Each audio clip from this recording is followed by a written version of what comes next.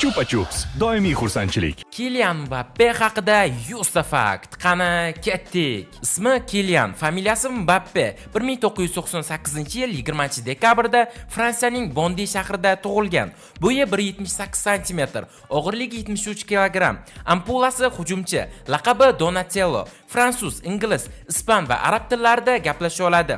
6 yoshida fleyta chalishni o'rgangan. Sportchilar oilasida tug'ilgan. Otasi futbol murabbiyi bo'lgan. Onasi esa gandbolchi. Ukasi Ethan Mbappe ham futbolchi. Futbol o'ynashni 4 yoshida boshlagan. Yoshligida Chelsea Mbappeni sotib olishni xohlamagan. 6 yoshida esa Bondi jamoasida o'ynagan.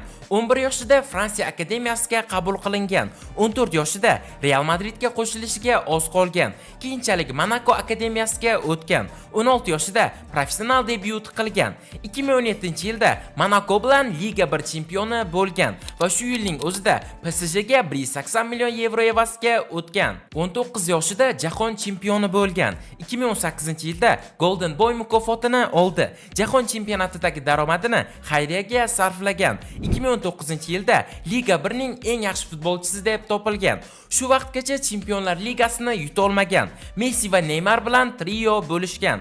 Eng yaxshi ko'rgan o'yinchisi Ronaldo. Ronaldoning rasmlaridan kolleksiya qilgan. Jahon chempionatida to'p urar bo'lgan va finalda hat-trick qayd etgan. 2023-yildan beri Fransiya terma jamoasi sardori hisoblanadi. Maxsus gol nishonlash jesti bor va uni ukasi o'rgatgan. PSG safida 200 dan ortiq gol urgan. 2021-yilda Liga 1dagi eng yaxshi futbolchi deb topilgan.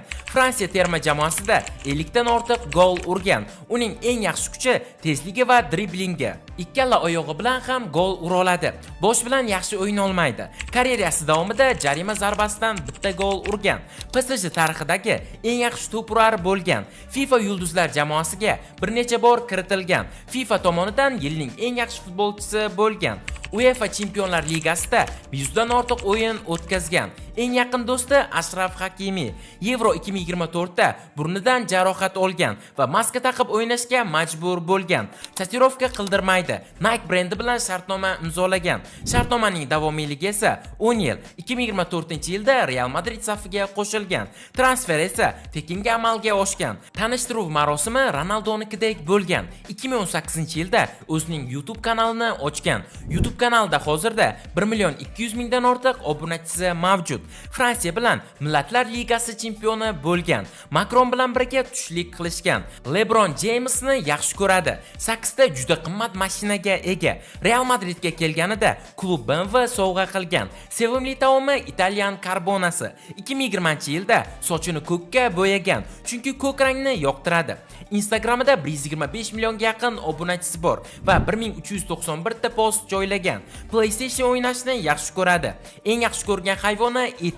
Yoshligidan tarjimon bo'lishni xohlagan. FIFA 21 o'yini muqovasiga chiqqan. Bolaligida ota-onasi televizor tomosha qilishga ruxsat bermagan. NBA o'yinchilaridan ham balandroq sakray oladi. 9 soat uxlaydi. Kuniga 3000 kaloriyali dietada yuradi. Kan klubining 80% aksiyalarini sotib olgan. Iyun oyida boshdagi og'riq sababli 5 kg vazn yo'qotdi va Real Madrid bilan klublar o'rtasidagi jahon chempionatida ishtirok eta olmayapti. Mbappe PSJni axloqiy tazyiqda ayblab sudga bergan. Do'stlar, Telegram kanalimizda yana bir katta konkurs boshladik. Asosiy sovg'a yangi igrovoy kompyuter.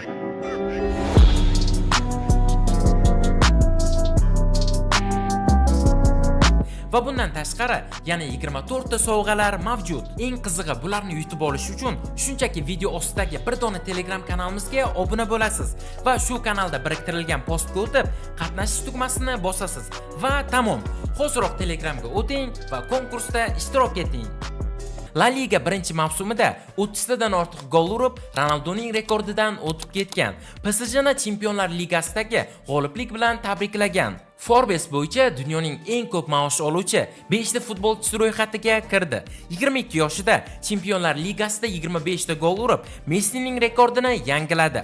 Pishloq yeyishni yoqtirmaydi. FIFA o'yinida o'zini tanlamaydi. Ijtimoiy tarmoqlarda faol emas. Maktab davrida uyalchang bo'lgan. Ferrari va Mercedes-Benz brendlarini yoqtiradi. Real Madridda o'ynash uchun ham ispan tilini o'rgangan. Bolaligida to'p bilan birga uxlagan. Legion shon sharafi ordeni bilan taqdirlangan. e'lonlangan. Transfer marketdagi bahosi 180 million yevro. Real Madrid bilan amaldagi shartnomasi 2029-yilgacha belgilangan. Real Madrid safida 9-raqamda o'ynaydi. Instagramdan tashqari Facebook va Twitter sahifalari ham bor. Mbappening agenti uning otasi Usmon Dembele bilan birga o'ynashni yoqtiradi. Mbappe Peledan keyingi eng yosh jahon chempioni bo'lgan.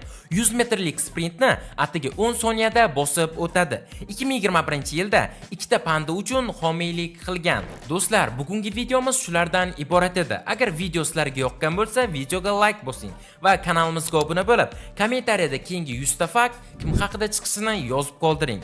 Keyingi videolarda ko'rishguncha, xayr, sog' salomat bo'ling.